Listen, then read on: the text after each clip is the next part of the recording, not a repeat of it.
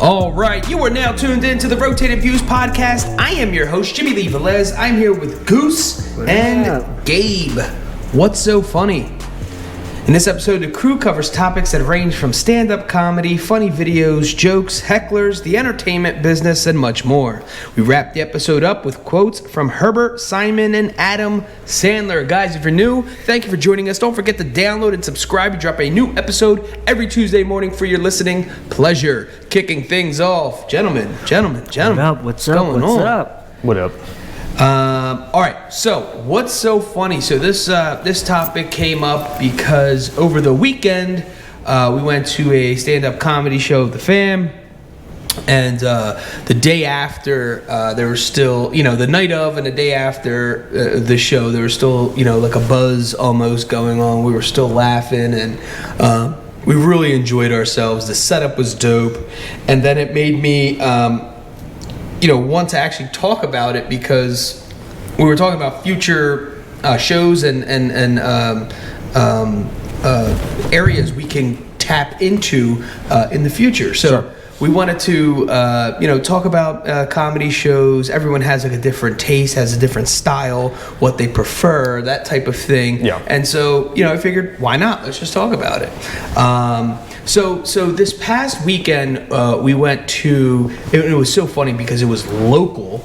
Yeah. Yep. When I tell you local, I mean 3 minutes from our house. Oh, wow. Okay. And so it was obviously local talent. It was, no like major headliner by any means, but we're supporting small businesses, multiple small businesses, and then, comics that are, some maybe have been in the business for a while and some just getting started. Yeah. And so literally across the board, it was a win-win. Mm-hmm. The location, the physical location that hosted it was a catering business. Oh, wow, okay. And so they were able to, show off the quality of the food that they provide all at the same time, and then hosting, and then the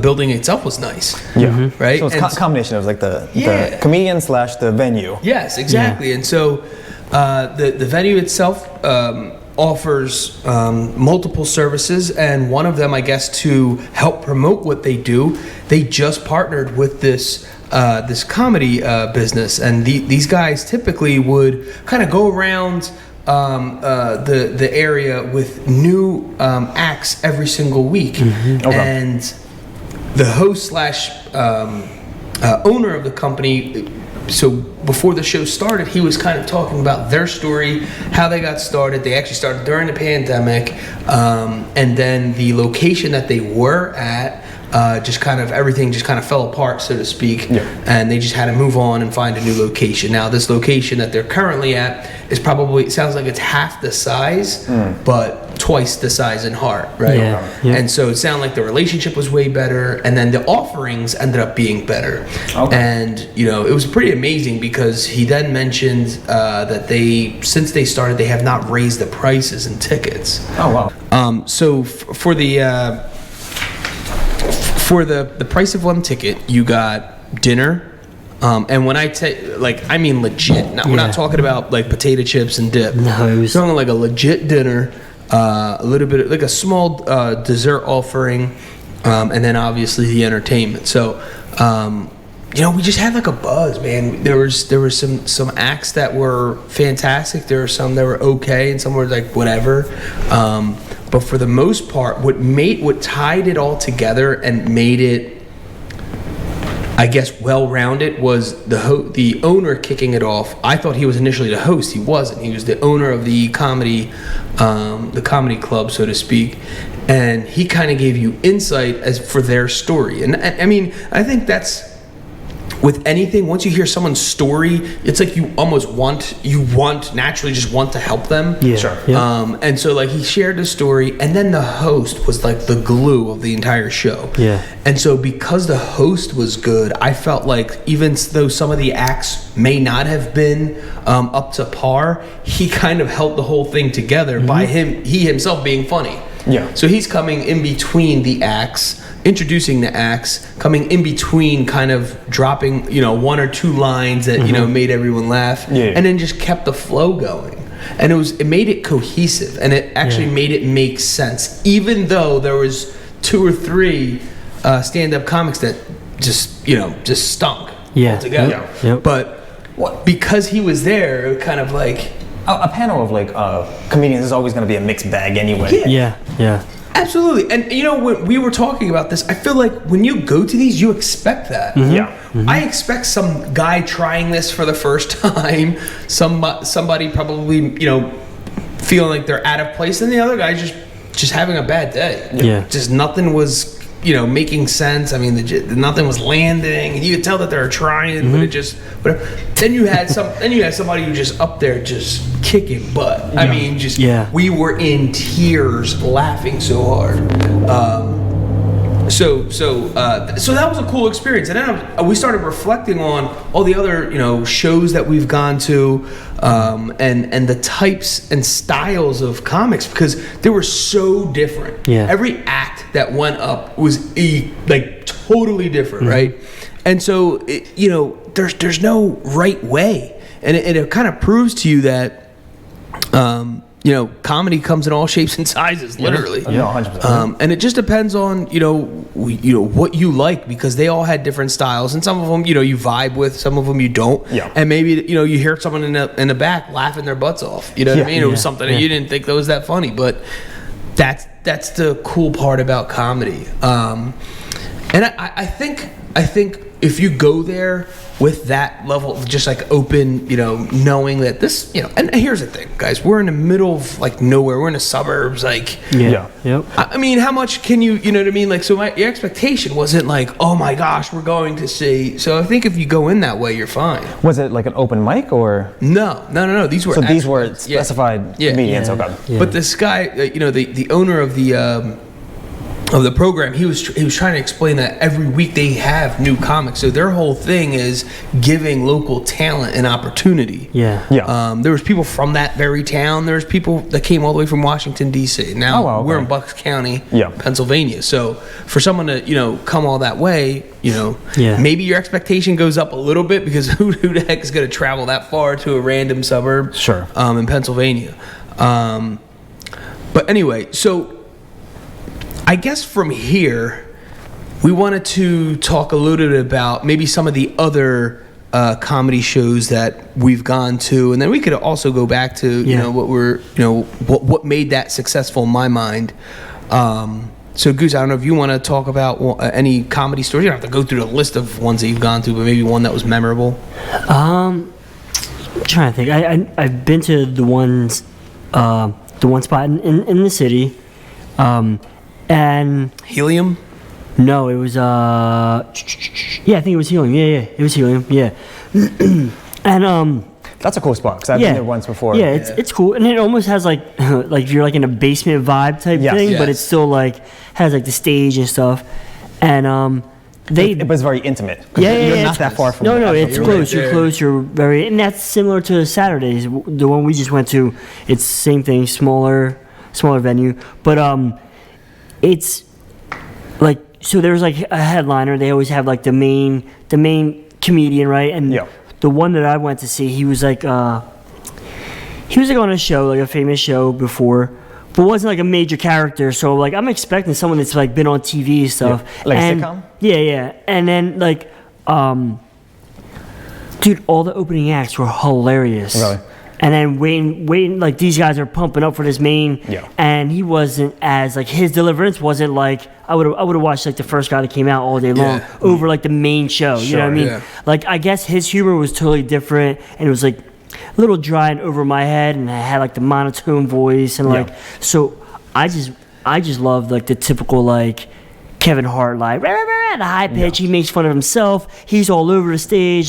That draws my attention, because my attention span is very small, very little, So someone that's kind of covering the stage, laughing, making fun of himself, making fun of someone in the front row, and just kind of off, you could tell it's genuine. It's not script. Yeah. So I love stuff like that. So when I went to the one in the city, it was fun, but we went to the one that was local, and it was just as fun. We didn't have to go far. It was the convenience. Plus, we went with the family, so that made it more enjoyable. Listen to Kelly, Jim's wife, just crack up. And like sometimes some of the stuff was like the dumbest thing. She's cracking up. I'm laughing because she's laughing at it. I'm like, I can't believe she thought that was that funny. You know what I mean? But it was just like a blast. It was like a good time. Everybody vibes off each other. Yeah, for sure. Yeah. Yeah. Yes, actually, my wife and I went to Helium. Well, first of all, several times, but the one you just were talking about how the opening acts actually delivered. You know, it might have been their night. I don't know, but the same exact thing happened to us, where we went to go see a fairly decent size stand-up comics in multiple movies, like well-known, popular, still is till this day. But man, it just did not stick that night. I mean, it did not have, like he said, the opening acts were 10 times funny. And I think, you know what it is? In all fairness, for the opening acts, you have no expectation. Sure, exactly. You have zero expectation. You're like, whatever they say is going to be funny now because you didn't expect much. And then we put all this pressure and expectation on the big name or whatever, and all of a sudden, it might have actually been pretty dang good. But since I think our expectations were exaggeratedly high, and then as you're saying, we're already tuned up, like laughing so well that, and then he came on and it was like, kind of deflated a little bit. Yeah, and you're like disappointed. And I don't think it's necessarily 100% their fault. I just think it's what I just explained. It's so much going into it. And then it's hard to close. It has to be hard to close. Yeah. There's no way. That's like what they call literally a tough act to follow. There's some people that just, it's their night. Every dog has his day type thing. That dude just rocks out. Well, that's the thing too with the opening acts. Like they have like a tight 5-minute act or whatever it is too. You know, the headline usually has to do like a half hour plus, depending on the length and all that stuff is. But it's crazy to have to take long to get that. But they kind of lose some of the comedy throughout the set. Yeah.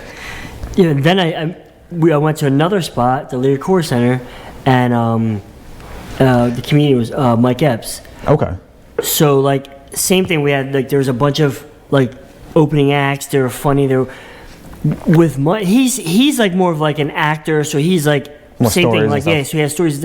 But as he's telling the story, he's cracking up laughing. So he's like laughing before he hit the punchline. So it's like, dude, and he's cracking himself up. I'm still trying to register in my head, what he's saying and how he said it. But so he's cracking up. I'm like, yo, you just ruined it. I didn't am I supposed to laugh with you? Is this really supposed to be that funny?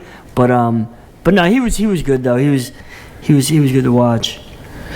Yeah, I remember. So Cat Williams had his era, right? Yeah. And so we were at Temple University at the time, and his era was probably in full force at that point. And so we were watching DVD after DVD, just staying up on everything he came out with. And then obviously, you dabble in some other acts. So it just so happened that while we're on this vibe, I don't know if the university itself caught on, let's give the kids what they're asking for, so to speak. So they had their own show. Okay. And it was on campus, and they're student discount. It was $10 or something, literally $10. Wow. I remember thinking all right, we're gonna go to it. It might have been even cheaper. I'm just going with $10. And I begged with one of our mutual friends from Temple, whatever. It was I think I was hanging out with him, whatever, and they had, I think Tracy Morgan was doing a random show, and it was the same thing. You show your student ID, and you got it was a $10 ticket. Yeah. That's awesome. So so they had Tracy Morgan there, and then for the one that I went to. Had no idea. It was, I didn't get the list. Yeah, it was a bunch of random, but it ended up being Michael Blackston. Okay. He was not who he was, who he is now. So, and then a couple random acts. And we're like, okay, and then everyone's just all right, now the final act, headline the event. You're Philadelphia's own Kevin Hart, and we're just yay, whatever. I had no idea. He gets up there, dude. I was out of my chair laughing so hard, became an instant fan. We're all kind of just going crazy or whatever, and it was awesome because I believe, and I'm sure there's probably folks on here now listening to this that can confirm. They use the colleges as trials, to see what jokes land, what doesn't stick, whatever. But to me, everything he said, maybe a joke didn't land. Everything else, I was in tears, laughing. And I've prior to that, I don't think I've heard anything of him. And the same thing with Michael Blackston. had no idea who was what. But anyway, it was one of those things you got to appreciate their craft. The other thing about doing it during that time was when you're in college, you have several presentations going to be due at some point, right? Sure. And so I was relating it to, I remember like getting in front of my class and giving a presentation. Yes, 100%. That even, with the material that I can read off of something, it's hard to do. Yeah. Imagine memorizing all these jokes and then the delivery of them. Like remembering them one thing, then like making sure you hit that, at the perfect timing. And it's just like, it has to be so hard. Like we always talk about, like, some people are just naturally funny. I agree, 100%. Yeah. However, that has nothing to do. I don't think, maybe it plays a little bit. I don't think that is the equivalent to a great comic. Yeah. I think that there's a performance aspect to it that I think goes unappreciated. First of all, and then like the lights, camera, action aspect of it. We've recorded guests here who've almost like blanked out, just recording, and this was like a private recording. We didn't even have the video. Yeah, no, exactly. So you can imagine you walk out to a crowd of hundreds, thousands, whatever's there, well, even if it's 5 people. I was gonna say, even if it's a small group, it's still like nerve-wracking. Because, and then you got to think, like, they paid to come see you perform. Yeah. So like you want to talk about like that pressure. So now I'm there to entertain you and have no choice. And in fact, so on Saturday, like, we're listening to this stand-up comic who I thought was the best. He ended up winning like comic of the night or whatever. Oh, okay. Dying laughing, just hysterical. He's just it was like a genius to his. And he had a style, and we'll get into that. But the hard part, it reminded me of baseball.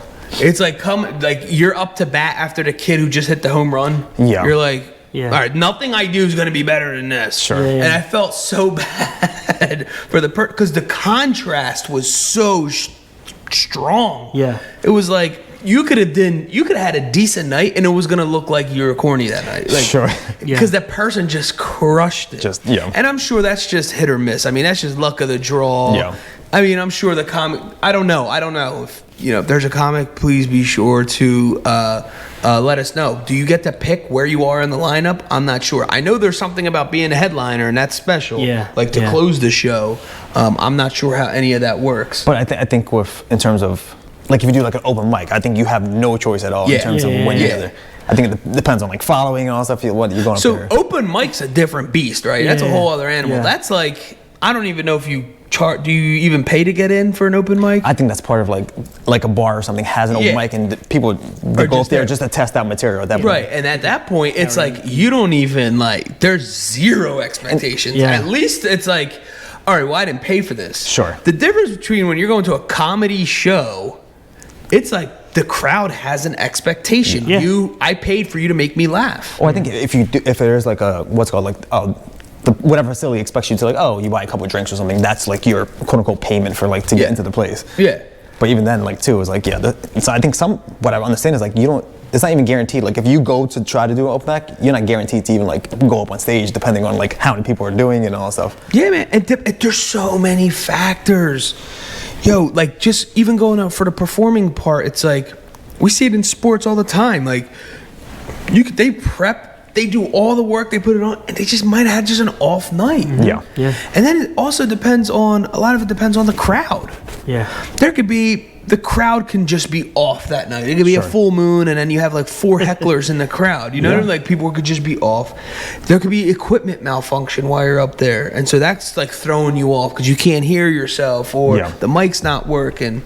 The show could start later, or because one of the comics, I know one of these things I listen to, Bill Burr talk about this, who's a stand-up comic. It's like frowned upon, but if you're a comic to like overstay your welcome, so to speak. So if you're given 5 minutes, don't take 6. Do the 5 minutes because you're taking away from the next guy. Exactly. And so it was funny because I believe that may have happened in one of the shows I was at, and then you see someone who went up there and just like did terrible, and so kind of made up for it. So the guy, but there's the etiquette, I guess, etiquette aspect that it's behind the scenes, totally behind the scenes. We don't know. I mean, I'm not a comic, so I have no idea, but I'm assuming you're basically taking off that guy's plate, basically. And then it was cool. So at the end of the night, they had us vote for who we thought was the best comic or the best act for that night. They did a bunch of things that it was just like, it was very, you could tell it was a mom and pop. And they did it right, I think. They had the right equipment. They had music playing in between. They had a host who, so the cool part about the host was he started off, so the owner introduced him, he came out, he started off, the owner was already ripping on him. He started out, said like, I don't know, handful, maybe they gave him 5 minutes or whatever it was.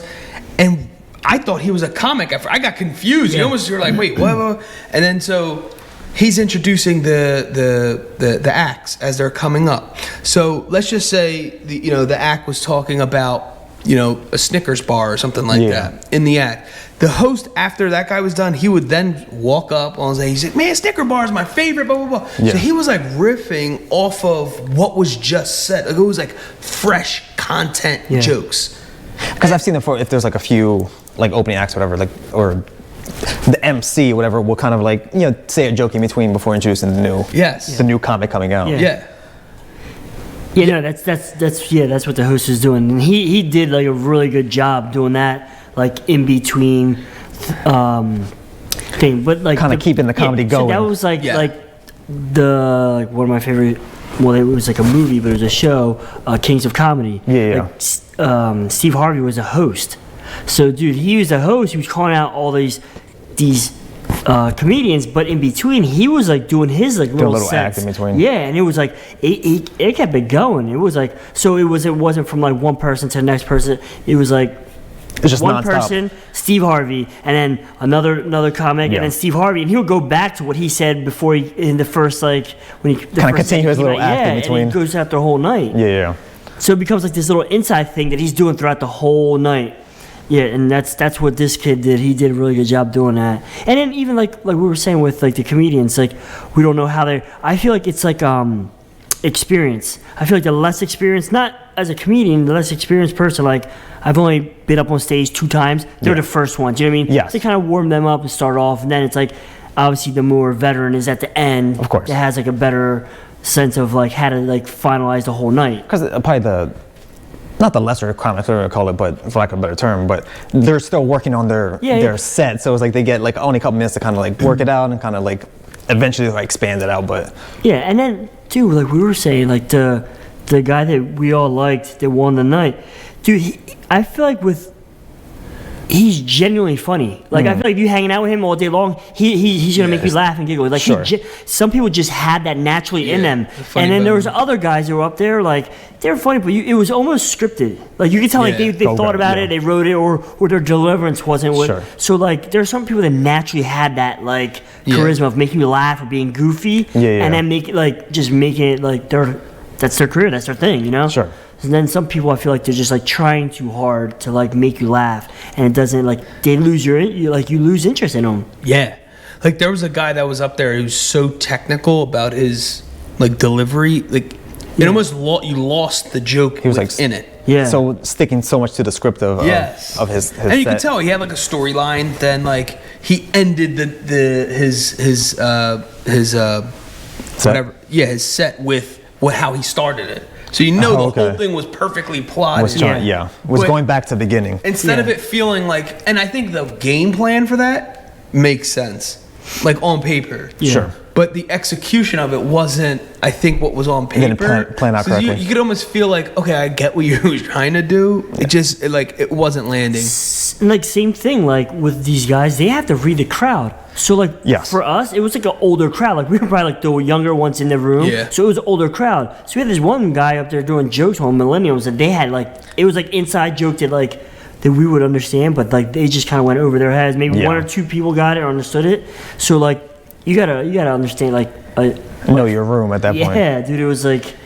Yeah, read the room too. Yes, read the room. That's And what was dope about that though, there was a like follow up. Comics will come up and is like they'll say a joke that they felt that didn't land, and they'll look around like, I feel like this is the type of room where I need to explain what I just said. So they had kind of made fun of their own joke not landing, and then that made it funny in itself. But that's reading the situation. Yes, exactly. And then we had the host was just like, with typical every comedy show, somebody wants to talk in the crowd. Yeah. And you're like, I don't get it. Like, I actually don't understand. What is that? What does that even mean? Like, you paid for someone to stand in front of you to entertain you, right? And you want to be you're part in of the crowd talking the whole time. And like, what is that? Like talking to the like not like heckling, but like, Yeah, no, it was like a version of heckling. Yeah, talking to the stage. Yeah. And I don't understand that. I don't. What do you go to those things for? You're just a distraction. But anyway, so I guess you feel like you're helping the comic. I have no idea. Yeah, well, in that sense, it did work because the comedian was like, "Oh, we have one of those guys," Sure. and he Started pointed ripping at on him, him, and then he kind of just spun it on him, like started kind of making fun of him in a way, and then just pulled away from it. But like, oh, he quieted him. He stopped because he got ripped apart. Yeah. But my whole point, I feel like not everyone who went up could do that. Yeah. The host was savvy enough to like kind of roll with it. Yeah, and he said something. He said one of the funniest lines of the entire night was based off of that spontaneous interaction. Okay. Yeah. So it was like off that. The guy was just. It was a guy who was bald, right? The guy in the crowd, right, or losing hair or whatever it was. The host had long hair. And he's just yelling, "Give me some of your hair!" Look, it was like the most odd comment ever. And he's like, really? He's like, "What? Whatever." And then so he went off. I'm not going to ruin the guy's set in case someone else sees him locally, but he went off that, and it was like perfect. Like he shut the guy up, put him in his place, then called out all the, like Goose was saying, all the other comics go, "Oh, we got one up here, guys. Just from when you come up, whatever." Well, yeah, and then he was like, so he's asking, he's like, "Oh, so what do you do for a living?" Right? Like saying like, "Oh, what's your occupation?"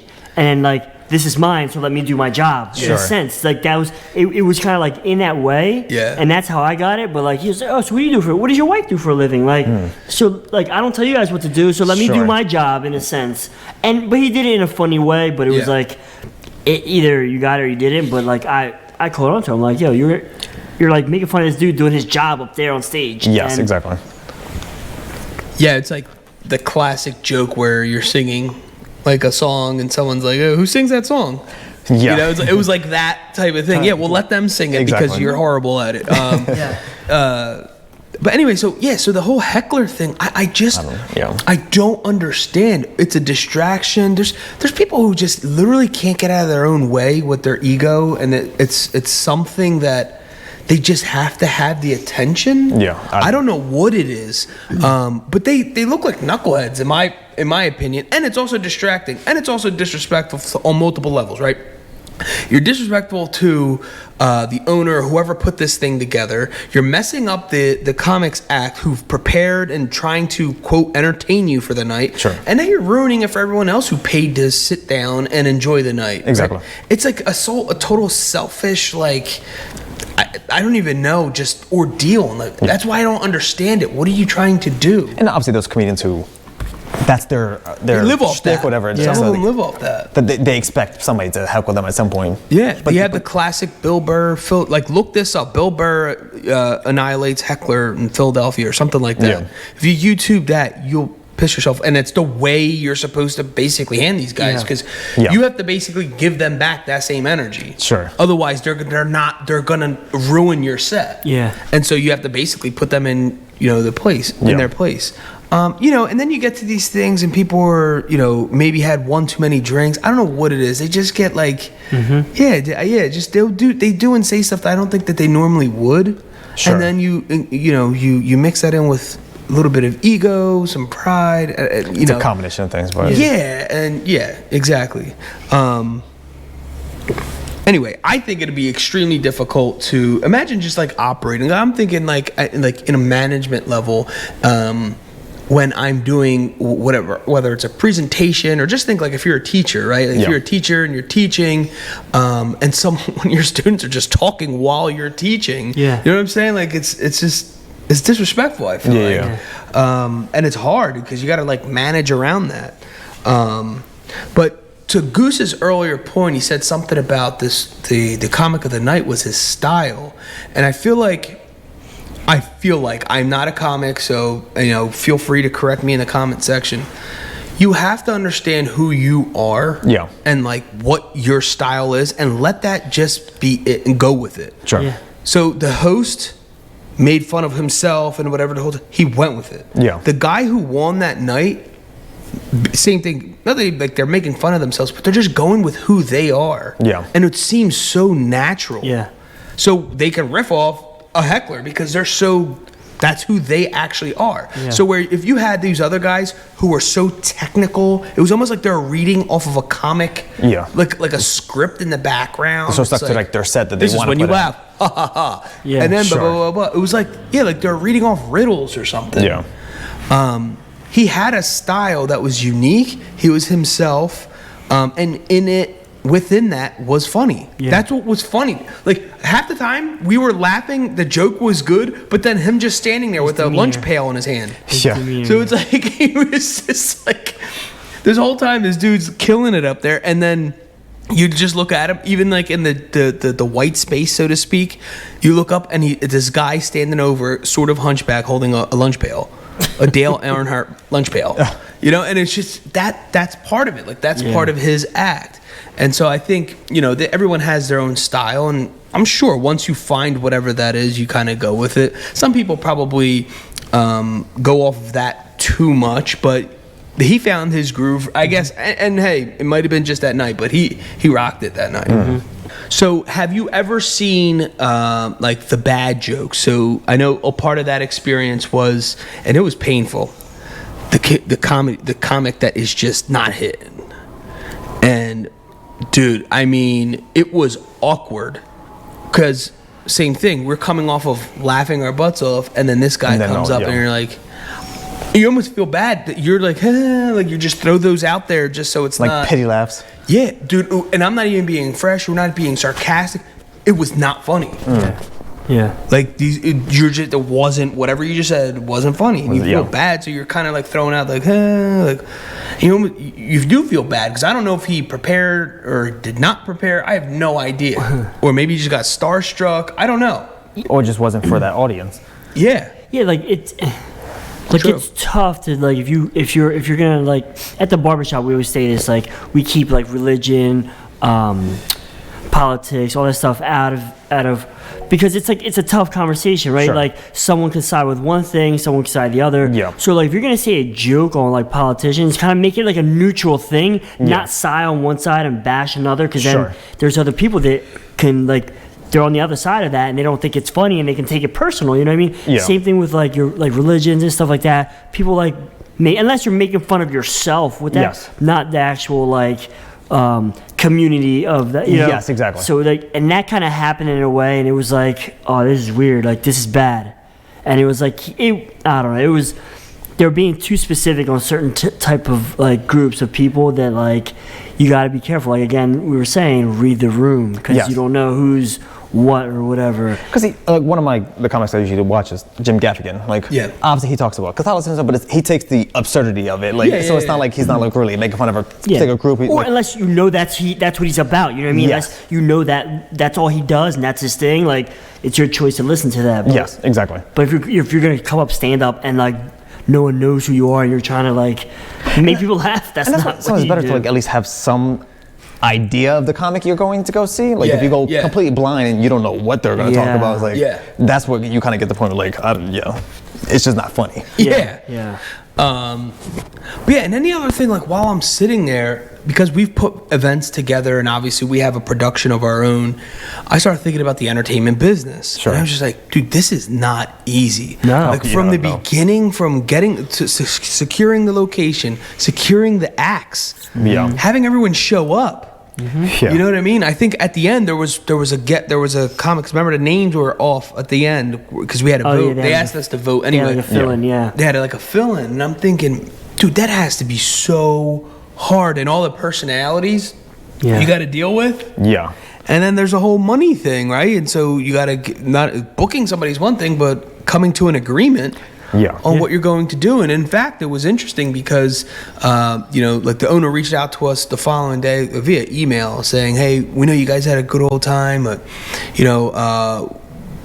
we're going to, here's a discount code to come back out. We're going to knock your socks off because it's to him. He said, maybe, I don't think there's several acts that were up to par, but in my mind, me personally going into this, I expect not to laugh at I'm looking at I don't expect a dying laughing the entire time. You know what I mean? Exactly. It's a poor expectation to have, I think.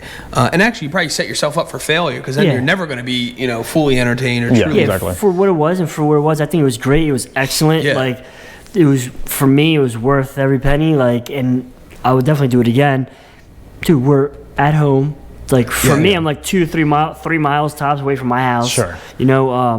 Right down the street. Like, my brothers, they have kids, they have babysitters, so they're like down the street. If anything were to happen, they could just get up and go. We're not in the middle of the city. Exactly. We ate, had food, plenty of food, and it was like also BYOB. So if you wanted to bring whatever, anything of your choice, you had that going on. Like, it was. The setting was perfect, dude. It was, I don't know, it was dope. Plus, we had front row seats, so we're sitting there in front row. So we were expecting to get like picked on. For me, anyway, I'm sitting right in front of the. Yeah, sure. I definitely did. But I think it was all like everything. It was what I expected and more. Like, it was above. You know what I mean? Like, so it was exceeding expectations. Yeah. So, yeah. Exactly. Yeah, but I think to that point though, it was because it's 2 minutes from our house. Yeah, sure. How good can this be? Yes, you know what I'm saying? Yeah. Like, we're not in the city. How good can this be? Yeah. This is local talent, and it's like, and I think that's the way we just went in with like optimistic. And I think to that point, we're local, and I'm like, dude, even if this at worst, we got dinner, we're out, and it's a night out. You know what I mean? Yeah. Because usually, like, when I went to the city, we went and ate at like a nice restaurant, spending a pretty penny. Sure. Then go into the comedy show, buying drinks and stuff, spending a pretty penny. Yeah. Then we were like drinking. So we had we Ubered. So we were paying for Ubers to get dropped off places. So that night was a pretty expensive night. It was worth it, but like going to the city, it's an expensive night to do all of that. Exactly. We were like 2 minutes from our house. Like, that's the whole like like it's so. It was awesome. All right, so let's switch gears just a little bit and talk about maybe social media, funny videos, and kind of like the growth of it all. And I think a perfect spot to start is it's a specific kind of humor that was our era, was like the humor in getting hurt. And it was this, this jackass phenomenon where it was like, what the level? I don't know if it was like it was half entertaining, then you're just kind of like gut wrenching, then it was like hilarious. I think it was the fact that it was a complete emotional roller coaster. That made that entertainment value. But YouTube just came out at that point, so we're talking 06, really creeping in. Obviously, guys, there's sitcoms are out. There's movies that have been out for years. There's comedy was out there. Wasn't that? That's not what I'm saying. I'm saying more accessible in a very different form. It was different. But like that particular, like the jackass type stuff, it was like, it was what people used to do in their backyard, but they got high production value into it to put on TV. So it was like a expanded version of that. They recorded everything they did, or they did the stuff that you thought of doing, but you would never try it, and they did it. Actually, they were like, and then like there's a piece of that kind of. Now you see on all these social media platforms where there's these comics doing tricks to their significant other, or just doing skits. So skits became like this. It's a thing. It still is, and it's still it is. People are really creative. Yeah. But the thing is what it did. No pun intended, but it truly did give people a platform to share, because you got to think. Back in the day, it was obviously, let's just go before even TV. You had to go to one of these clubs, one of these comedy clubs, or a theater, something like that, to actually get entertained. And whatever form, whether it was slapstick, whether it was just stand-up, whatever it was. In the 30s, you really did have the Three Stooges, right? And then they came along, and it was like this silly kind of thing. And then entertainment kind of morphed into whatever it did. And then, you have your ups and downs. Then, like, the recording of stand-up comedy, you know, you're coming in like late 70s, I'd say, into the 80s or whatever, and then it just kind of like took off from there. I'm not saying that's the exact timeline, but something like that, let's just say. And it was just fun to see how it keeps evolving. But what's cool about it is you still have the old school traditional stand-up comedy, right? Yeah. And that's what we went to. So it's like, I like where we are because we still get to go see the live version of these things. Yeah. You see the recorded, which is like the movies or the videos, and then you get to see like the social media, which can be both. It could be like people live streaming or the clips. I like the clips. There's like a quick, you know, we're talking about our attention span. You have 30 seconds to make someone laugh, and people pull it off. It's so creative. Mm-hmm. Yeah, because I had little snippets. I guess that's what like all the stories and all the stuff that's like now. Like that's what Vine was like a decade ago. Yeah. That just like seconds to you entertain had like 8 someone. seconds to like to make a video, and then they found ways to what's it called? Like clip them all together to make like a weird, like a little skit thing. Yeah. And then that's what stories and stuff is all that now. It's like, it's funny how like all that stuff comes back around. Yeah. Mm-hmm. Yeah. And I don't know. I think we're in a fun era, I guess, of it all because we have access to it all. And what's cool is back in the day, you had to physically go to these things, right? There wasn't an actual recording. Yeah. Then when there was an actual recording, it was like you couldn't, they didn't have anything to watch it on. Now it's like this entertainment is in a palm of our hands. Yes. The world, like the entire world is in the palm of your hands, literally. Like you have access to comedy, you have access to entertainment, and it's just a different value. And then you get to a point, and then they took it to another level where it's like, if you like my comedy, you can support this channel by subscribing and then buying my merch. And like they get, everyone just keeps getting more and more creative. But even part of that too is like, you can't, like, it's harder for, you know, how you said, like going to colleges to test out material and stuff too. Yeah. It gets harder with too, because everybody has their phone with them, so they're recording their testing sets and all that. So it's like, so your comedy's getting out there before you even really want it out there, before you do your special and all that stuff, whatever. So it's like, you have to find more creative ways to do all this stuff. Yeah, and be witty. Yes. Yeah. Creative. Don't be repetitive.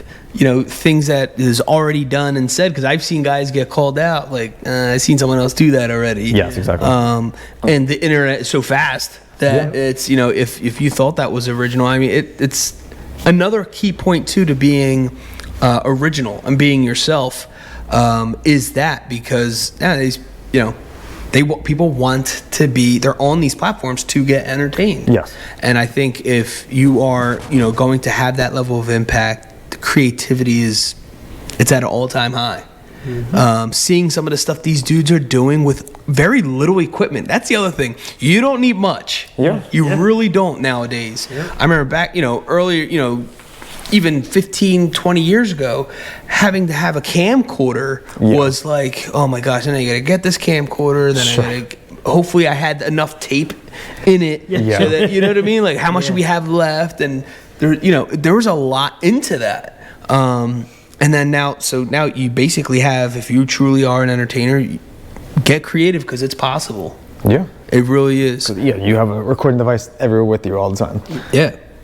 So one of the cool things I went to, because I used to listen to MMR like probably 10 years ago, whatever. Yeah. And one of the comedians actually had like it was a free show. Like he was doing like he was recording his stand-up special. Oh, okay, nice. And it was actually, I think it was in the Trocadero. I forget what location it was, but it was like, you have to go onto like the website, whatever his site, and you sign up and they'll send you an email back if you got tickets to go see. Yeah. And like me and my sister and one other friend, like we went, and like it was funny. It's like they had like 2 showings of like 2 recordings of it essentially, and it was funny like how you do, you know, obviously we have editing and all stuff too. It was like at some point or not, I guess like a recording got partially messed up, so they had to like go back and he had to like put like some like he had like a robe on or something, like some weirdo thing, and there was like a vase behind them that he had to go back and like reset it back up because of how they were recording, and they had to redo a joke. It was really weird. It was not weird, but it was like funny, like how you had to like reassemble everything back up, and they had to do the whole thing. And it was like he did the joke like 3 times in a row, and it was funny. It actually got funnier the more he did it. It was like bizarre, but it was like it was kind of cool, like seeing like the actual full like recording of it. Yeah, it's full production. Yeah, that's awesome. Yeah, man. I mean, that's part of, I guess, not that I'm in it, but that's part of the entertainment business. I guess Yeah. those are some of the things you have to do, and that's what I was trying to say before. Like, there's so much that goes into these things. Yeah. And when you see, he put, I don't know, maybe the last 6 months to 12 months of putting material together, especially for an hour-long special, like whatever they're putting together. They have to record it multiple times. And that's not just all the material. That's the material that made it. Made the cut. Exactly. You know what I'm saying? Like, I'm sure he can go off another half hour. It might not be as effective or whatever, but it didn't even make the cut. So it's like, this guy puts in all this effort, all this, time and energy into stuff, and even money. And that's what I'm talking about the heckler thing, where it bothers me because it's like, bro, you're trying to take food out this guy's mouth when you do stuff like that. Sure. But anyway, every time I go to a comedy show, I have more and more respect for the craft. More respect, because I'm thinking, I try to put myself in that position. I'm like, I don't know if I can do it, man. It's pretty good. And then they all have like their methods of going about it, and every single method is different. And again, you gotta guess what I saw this weekend. You gotta go with what works with you, what works for you, because it seemed like the ones that we laughed at the most, they were just. It felt like they were themselves. They were calm. Yes. It's like they had control over us, basically, over what was landing in our ears and triggering our emotions. They had a presence. It was like they commanded the laughter, because it was like it's so good. Yeah, and I mean, then you get like like I said, I feel like that they're like more genuine, because then you get people that say something, it didn't stick, and then they stutter, like or they pause, and they're like looking around. Anyways, yeah. But there's some comedians who do that, but like can roll with that too. It's like, oh, I messed up my joke, but they kind of keep rolling with it. And like they had like this filler. Like the one guy kept saying "anyways," and then it was like, so that's funny, and like it was the interesting part about that. I am not a comic critique at all, but it was like you felt it was like sometimes that would kill the buzz, because it was like, I don't know if this, and then I'm thinking maybe it's part of the act, I don't know. And then you felt bad because you could tell somebody was like reading off of a notebook at one point, so it was like they're really working through the material. So that's what I'm saying. I give them mad props. I couldn't do it. I don't care what anyone says, whether they're, they might not have been, they just might have had a bad night or whatever. When you go to these things, just enjoy it, chill out. It might not be your flavor or whatever the heck. Just know this is that person's dream and work in the process. Gotta make them feel comfortable at the same time. And then you never know, they could be like the whole like Kevin Hart thing. Like I didn't know he was gonna be like a fan. And obviously it was funny to me at the time, but you never know what they can grow up or blow up to be. You know what I mean? Exactly. All right, so there you have it, guys. What's so funny? We like to wrap things up with quotes, and the first one is by Herbert Simon. One finds limits by pushing them. And the second one by Adam Sandler. I finished a big book the other day, 421 pages. That's a lot of coloring when you think about it. What's so funny? In this episode, the crew covers topics that range from stand-up comedy, funny videos, jokes, hecklers, the entertainment business, and much more. We wrap the episode up with quotes from Herbert, Simon, and Adam Sandler. Awesome. Guys, thanks again for joining us. The Rotated Views podcast was produced for self-development purposes. Huge shout out to our sponsors. This episode is brought to you by the Blessed Lifestyle brand. That is BL3SSED.com. Also sponsored by The Motivation Files Unleashed. This motivational mixtape will be your fuel for success. Available on all platforms. Guys, don't forget to visit the website, JimmyleeVelez.com. Follow us on Facebook and Instagram at Rotated Views. If you have any inquiries or questions, email us at info@JimmyleeVelez.com. On behalf of myself and the rest of the crew, we wish you massive success. Stay blessed.